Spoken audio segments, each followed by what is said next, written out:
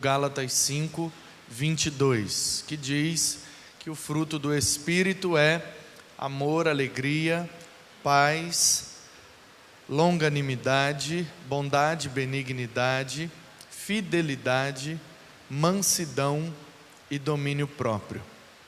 Então são 9 as características, são 9 os aspectos, mas o fruto é um só. É o fruto, ou tem o fruto ou não tem, ou o fruto está sendo gerado ou não está sendo gerado, ou algumas características estão mais desenvolvidas e outras estão menos desenvolvidas.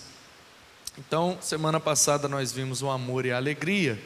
Essa semana vamos ver a paz e a longanimidade. A longanimidade pode ser traduzida também por paciência. Há Bíblias em que a palavra foi traduzida por paciência. A palavra grega ali é macrotumia. E aí pode ser paciência ou pode ser longanimidade. Se é paciência, é no sentido de que é a capacidade de manter a paz, apesar das dificuldades, dos problemas e das intempéries da vida e das ações que nós sofremos muitas vezes. E algumas ações geram em nós algumas reações. Então, a paz, que no grego é eirene, seria essa característica de estar em paz, apesar das circunstâncias, apesar das dificuldades.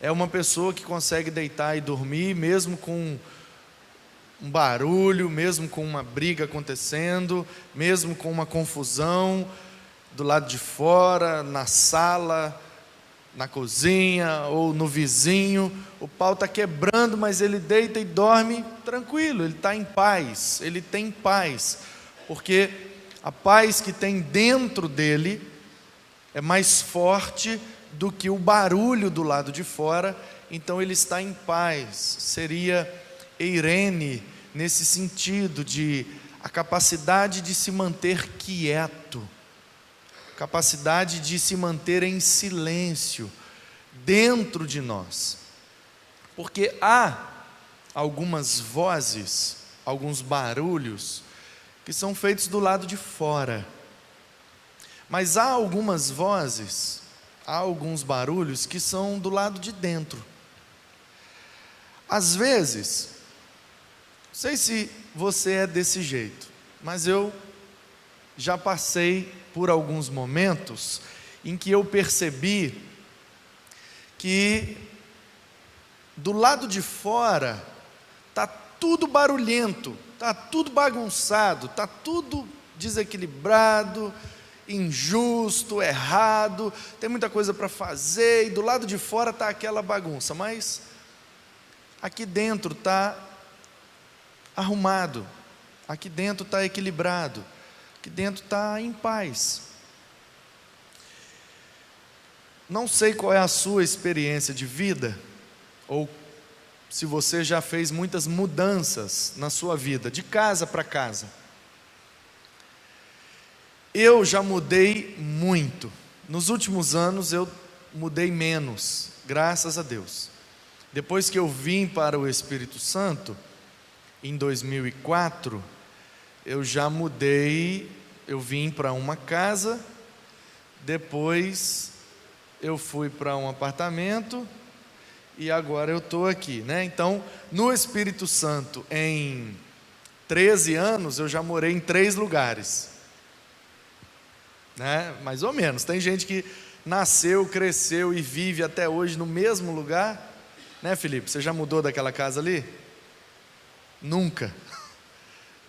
Né? Então, tem gente que está com 20 anos e mora no mesmo lugar. Eu, em 13 anos de Espírito Santo, já morei em 3 lugares. Eu considero isso pouco, muito pouco. Por quê? Porque até os 17 anos eu morei em 20 lugares diferentes. Uma vez nós contamos, conversando, eu, a minha esposa, meu filho, estava visitando minha mãe, e aí, relembrando casos antigos, histórias antigas, e aquela casa, não, acho que era naquela outra casa, não, era naquela casa. Aí minha esposa olhou assim e falou: mas em quantas casas vocês já moraram? Aí minha mãe: sabe que eu não sei? Eu falei: vamos contar. Aí ela começou a contar. Quando nasceu, a gente morava naquela casa ali do seu Aristeu, fulano de tal lá. Aí nasceu lá em Porciúncula, depois voltou. Aí depois foi morar no São Sebastião, depois voltou para cá, depois foi morar em Porciúncula, depois voltou, depois foi para Itaperuna.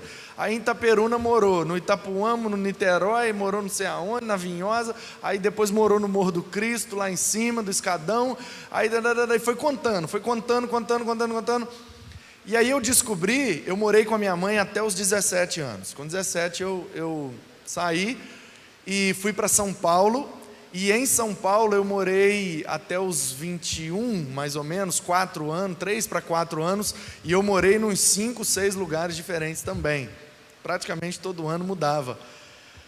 E depois que eu casei, eu morei num lugar, fiquei lá algum tempo, depois vim para o Espírito Santo. Então assim, eu já fiz em toda a minha vida quase 30 mudanças. Já morei em quase 30 residências diferentes. E aí,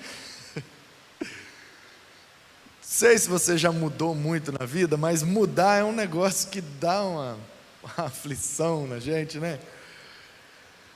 E eu me lembro de algumas dessas mudanças, principalmente de uma mais recente, que foi quando nós, lá em Guarapari, mudamos do residencial Beira-Mar para Enseada Azul. Nós morávamos num chalé de madeira, aqueles chalezinho de madeira bonitinho, assim, 2 andares, a coisa mais linda do mundo. Um gramadinho com coqueiro, garagem, aquele telhadinho colonial, um quintalzinho, uma mangueira de frente para o mar, atrás tinha uma lagoa, era a coisa mais linda do mundo.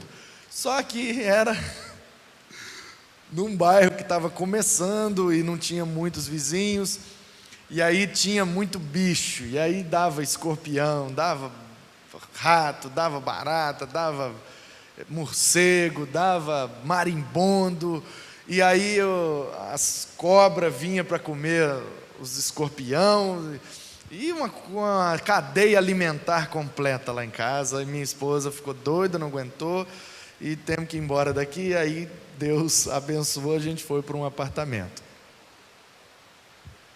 E eu lembro nitidamente que a gente fizemos as 2 mudanças no mesmo dia. A gente arrumou um ônibus do rapaz que morava no apartamento, porque a gente mudou assim, como diria o pessoal lá da roça, lé concré, que foi assim: a gente saiu lá do chalé com a minha mudança, levamos para o apartamento, pegamos a mudança do cara e levamos para o chalé, porque a gente trocou de moradia. O cara foi morar no chalé, eu fui morar no apartamento. Então foi 2 mudanças num dia. Foi levar de lá para cá, subir, ajeitar, descer e levar para lá e tal. Fizemos as 2 mudanças. Foi muito cansativo. Ainda bem que foi uma viagem só, porque um ônibus, né, vai colocando tudo lá dentro, e amarra daqui, amarra dali e tal. Era um micro-ônibus, na verdade. E eu lembro que quando terminou, porque o nosso combinado era esse, era fazer as 2 mudanças.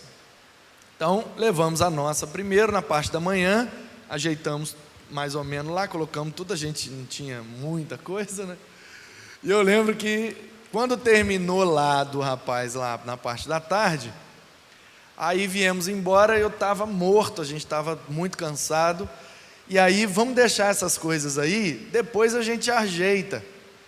E aí eu lembro que a sala do apartamento estava lotada de sacola, de caixa, daquele monte de troço, pedaço de rack, com um pedaço de estante, com um pedaço de guarda-roupa, aquela coisa, né? Tudo jogado assim na sala, e o apartamento todo vazio, e a sala lotada de bugiganga, e a gente pegou o colchão de casal, colocamos no quarto, no chão, Ana Paula achou lá, forrou um lençol, travesseiro, e deitamos, eu, Ana Paula e Manuzinho, e dormimos um sono a noite inteira, tranquilaço. Fazer o quê? Não dá para arrumar agora. Não dá para resolver agora. Não dá para ajeitar. Então, bota o colchão aí, vamos dormir.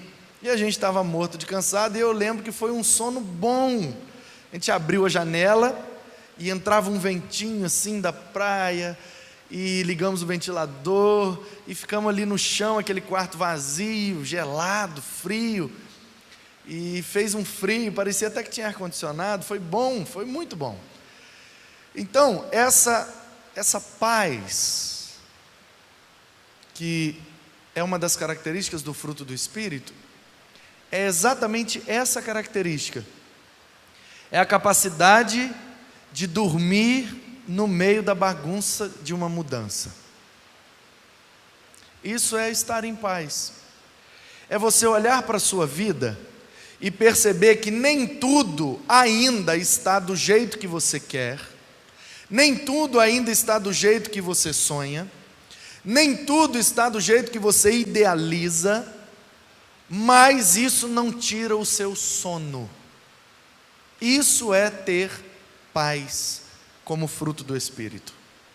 É você olhar e falar: eu ainda tenho que trabalhar bastante, eu ainda tenho que continuar construindo, aprendendo, me desgastando, cansando, correndo atrás. Não está pronta a minha vida como um todo, no sentido de família, de casa, de profissão, de desejos, sonhos, ideais, objetivos. Eu sei que eu ainda não cheguei onde eu queria, eu ainda não tenho a minha casa própria, eu ainda não tenho o meu carro próprio, eu ainda não tenho a minha faculdade, eu ainda não tenho aquela pós, aquele mestrado que eu sonho em fazer, eu ainda não tenho tudo o que eu queria dentro da minha casa, ainda me falta aquela cama, ainda me falta aquela estante, ainda me falta aquela televisão no meu quarto, com internet, para eu assistir Netflix deitado na minha cama. Ainda não tenho algumas coisas, porque a minha vida está ainda sendo construída, sendo organizada, sendo equilibrada, mas na hora que eu preciso dormir, eu deito e durmo, porque eu sei que eu estou em constante mudança, adaptação, construção, edificação. Então, eu não deixo que a bagunça do lado de fora, ou que as coisas por fazer do dia de amanhã, tirem o meu sono de hoje. Isso é eirene, para o grego. É você conseguir dormir, mesmo sabendo que tem um monte de coisa para fazer. Porque a preocupação é pré-ocupação. Pré significa antes. Então, pré-ocupar é se ocupar antes. Se você tem que trabalhar amanhã, a partir das 6, 7, 8, 9, não sei que hora que você vai pegar no trabalho amanhã, talvez amanhã você tem que resolver um negócio, talvez amanhã você tem que fazer algo que vai te desgastar muito, talvez amanhã, e quando eu digo amanhã, eu digo segunda-feira, eu digo mês que vem, ano que vem, não importa, eu digo no futuro. Pode ser que no futuro, num futuro perto ou distante, você tenha que se desgastar para resolver algumas coisas, você tem que correr atrás para colocar algumas coisas no lugar.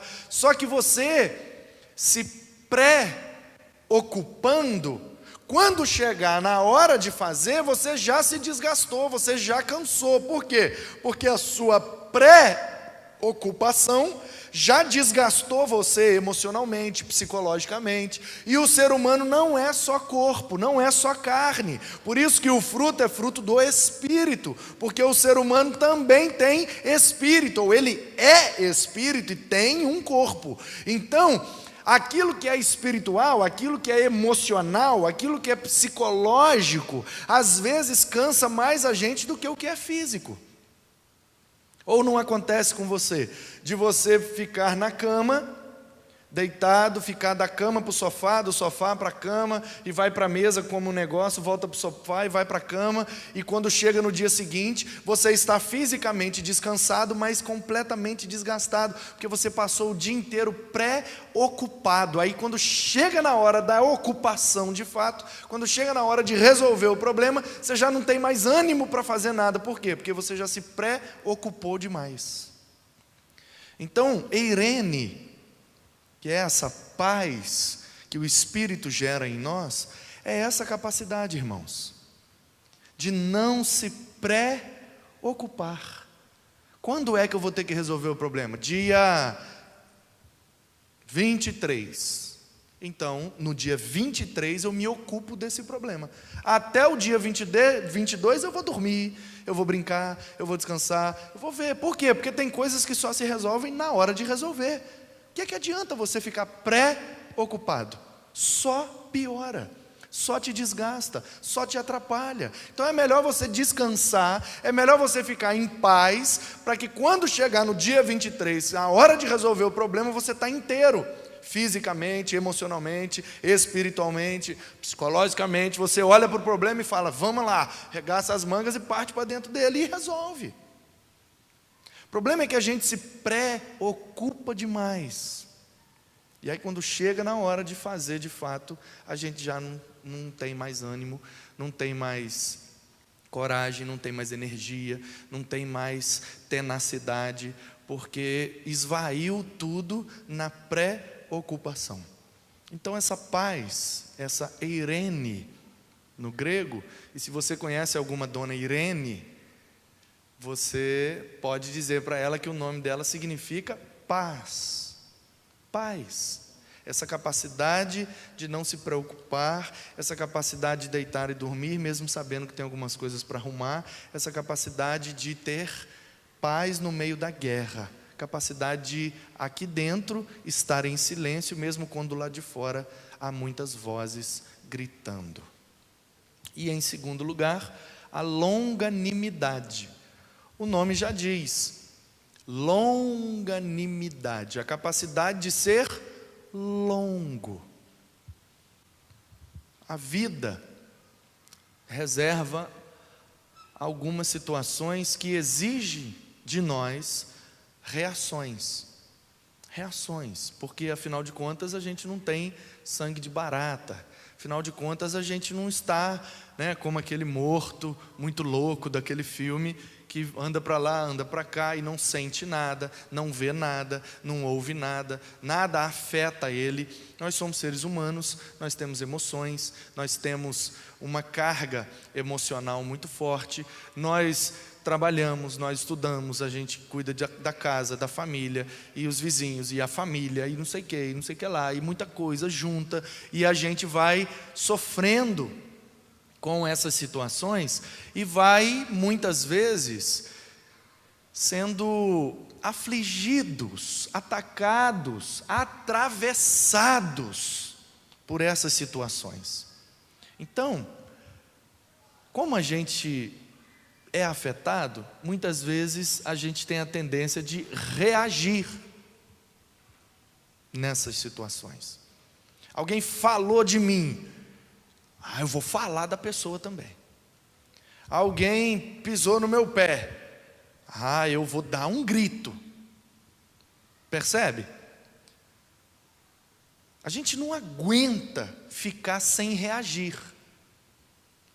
Alguém estendeu a mão para mim, eu vou estender a mão também. Alguém me abraçou, me deu um beijo. Por mais que eu seja frio, calculista e não seja uma pessoa muito emotiva, tem situações em que eu me cobro. Se eu sou essa pessoa muito fria, muito calculista, muito sistemática, que não gosta de demonstrar muitas emoções, mesmo uma pessoa desse jeito, em algumas situações ela se sente pressionada a demonstrar alguma reação. De que gostou, de que não gostou, um sorriso, uma cara fechada, um like, um dislike, alguma coisa a gente manifesta, a gente reage. Então essa longanimidade, cuja palavra grega é macrotúmia. Túmia tem um sentido aí, o grego ele pensa demais e é muito, né, prolixo, profundo e detalhista nas explicações, porque é o filósofo. Mas eu, de maneira reducionista, assim, para sintetizar para você, eu traduziria túmia como um pavio. Pavio, porque o túmia, na verdade, ele é a capacidade de acender, de se encolerizar, tanto que tumoi é a palavra que pode ser traduzida como raiva. Então, o túmia seria, na minha tradução, para te ajudar a entender o conceito, seria o pavio, que é o instrumento de acender a coisa. Então, macro, que é o contrário de micro, é grande. Micro é pequeno, macro é grande. Então, macro, túmia, traduzido dessa forma assim, bem didática para você entender, seria um pavio grande. Você conhece a expressão das pessoas que têm o pavio curto, não conhece? O que é que significa quando alguém diz, eu tenho pavio curto? O que é que você entende? Que é uma pessoa de boa, tranquila, você pode pisar no pé dela que ela não vai reagir com você. Pode dar um tapa na cabeça dela que ela não vai fazer nada. Exatamente o contrário, né? Pessoa de pavio curto é o quê? É aquela que o pavio é curto, de maneira que quando a ação que ela sofre é o ato de acender o pavio. Alguém pisou no pé dela, acendeu o pavio. E aí, se o pavio dela é curto, acende e já explode. Pisou, já, você pisou no meu pé aqui. Aí a pessoa toma até um susto, foi sem querer. Mas porque o pavio é curto. Então, qual é essa característica do fruto do Espírito? Longanimidade ou paciência. Um amigo meu, cantor, compositor e tal, mora lá no Rio de Janeiro agora, Matheus Pamplona, o nome dele, e a gente apelidou ele de Pinguim. Então ele é conhecido como Matheus Pinguim. E ele escreve umas músicas e tal, e eu acho que agora ele está usando o nome de DJ Pamplona, eu não sei, eles mudam direto. E é um amigo meu da época de adolescência, a gente andava de skate juntos e cantava rap e tal, e ele tocava guitarra numa banda chamada Wendy Elizabeth, coisas do meu passado que me condenam. Aí, o Matheus, ele escreveu uma música cujo refrão é muito legal, muito interessante. O refrão, o nome da música é Paciência. E o refrão diz assim: paciência, ciência da paz. Quando parece que não tem mais solução, eu conto até 10 e não te prancho mais. Porque pranchar lá no Rio é dar uma, entendeu? Um tapa, um soco, é dar uma pranchada, né? Pá! Então, o refrão da música dele é assim, o nome da música é Paciência. Ele vai falando na letra da música sobre as situações do dia a dia que tentam tirar a paciência dele. Aí ele fala de fila no banco, ele fala de ligar para o pessoal de telemarketing, para não tem? Mudar um serviço, mudar um plano, pedir um negócio, você liga para aquelas meninas e, só um minuto, senhor, vou estar transferindo, CPF, identidade, endereço, tipo sanguíneo, vasculha sua vida toda, aí você responde tudo, depois de 2 horas, não é aqui, senhor, vou estar transferindo o senhor.